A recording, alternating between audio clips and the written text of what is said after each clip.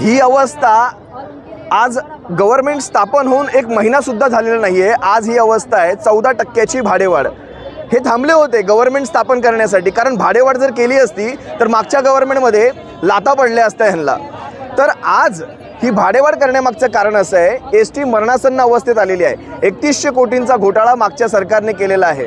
त्याच्यामध्ये स्वतः एकनाथ शिंदे, त्याच्यामध्ये स्वतः त्यावेळेसचे महामंडळाचे अध्यक्ष भरत गोगावले, या सर्वांची नावं येत आहेत. चौकशी अंती सगळं सत्य पुढे येईल नेमकं कोणाचा ह्याच्यामध्ये हात आहे. त्यावेळेस मुख्यमंत्री म्हणून त्यांची जबाबदारी होती. आपल्या ह्या सगळ्या महामंडळाचे शेवटी अध्यक्ष तेच असतात.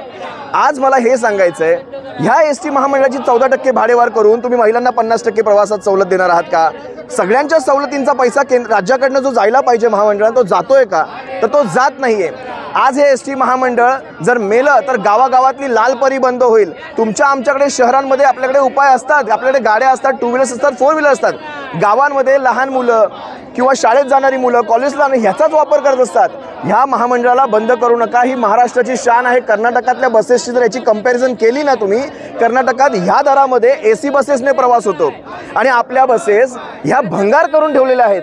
भरत गोगावलेंनी, आता ते त्या राजकारणात मी जाणार नाही, पण भरत गोगावलेंनी याच्यात काही ते हवाई सुंदरी म्हणजे लालपरी सुंदरी आणण्याचा प्रयत्न केला होता की त्या तुमचं अटेंडन करणार, तुमचं स्वागत करणार. असो, आम्हाला त्या सगळ्या गोष्टी नको आहेत. याची भाडेवाढ रद्द करा, ह्या बसेसची मरणासन्न अवस्था रद्द करा आणि याचा भंगार झालेला रद्द करा.